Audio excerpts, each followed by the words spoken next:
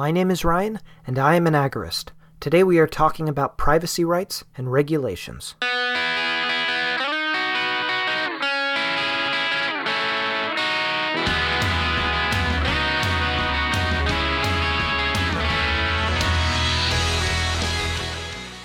I value my privacy. It is nearly always on my mind as I interact online, but also as I live in the so-called real world. In the evening, I pull the shades down. I just don't like having people see me, whether I'm reading a book, watching a show, or walking the baby down to sleep. Privacy is essential in my book. Unfortunately, there are many out there who make business out of invading my privacy. As I browse the web, sites are dropping cookies which are read across domains, mapping out my every move. Other sites, under the guise of analytics or social media integrations, do the same but in different ways. I didn't ask for these. I didn't agree to these. Yet despite that, many companies do their best to know more about my habits online than I know. People are rightly upset at this. Worldwide, it seems people are coming out to say that they are tired of it. If they are going to be tracked, they want to know. If their private posts and details are going to be shared, they want to know. If they want to leave a site, they want to be able to delete their account and all of their data. The question then becomes, what should we do about it? Unfortunately, many people are turning to government violence to solve these problems for them.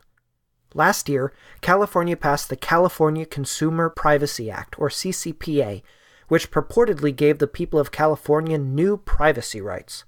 According to Californians for Consumer Privacy, these include the right to know all data collected by a business on you twice a year, free of charge.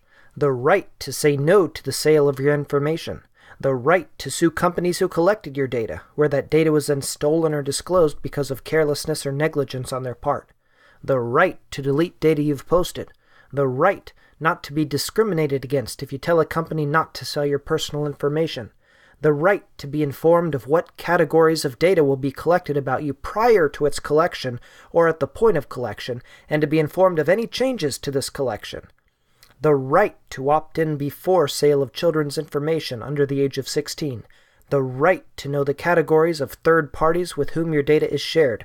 The right to know the categories of sources of information from whom your data was acquired. The right to know the business or commercial purpose of collecting your information. That is quite a list. The European Union has a list of their own, similar to that. As a software developer who develops applications for both desktops and for the web, this kind of legislation affects me directly. When I see this list, I have to wonder who this legislation really hurts and who it really helps.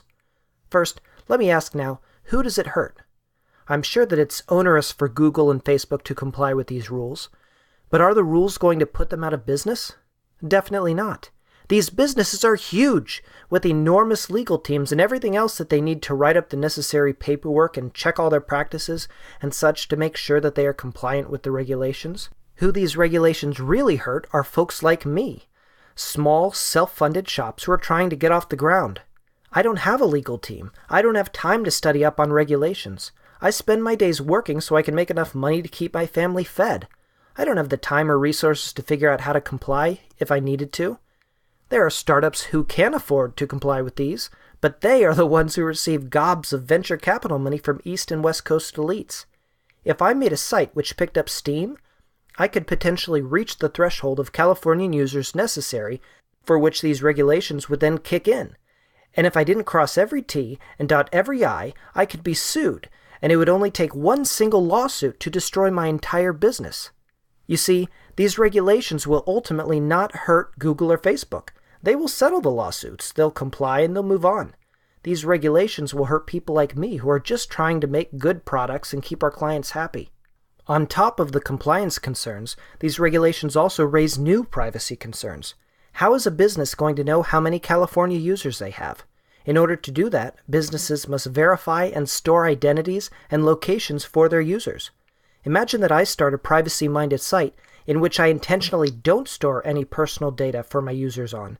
Imagine that I intentionally do not have them verify their identities and intentionally don't store where they come from. Just by respecting their privacy in that way, I would potentially be non-compliant with these regulations. While these rules talk about security and privacy, they also force new privacy concerns. I would have to store personal information about my users that I don't want to store just so that I would be compliant. There is another option other than government violence to deal with these problems. Personal responsibility is the better route. There are tools out there to help secure our privacy.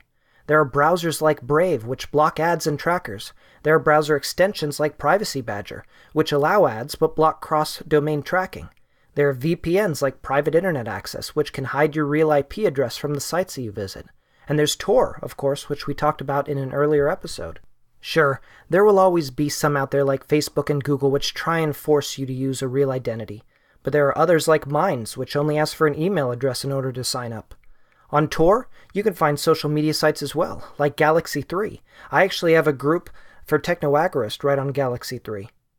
Ultimately, regulations like this help the elite, entrenched companies by squashing the small shops and entrepreneurs who would like to compete with them. The only right answer is personal responsibility.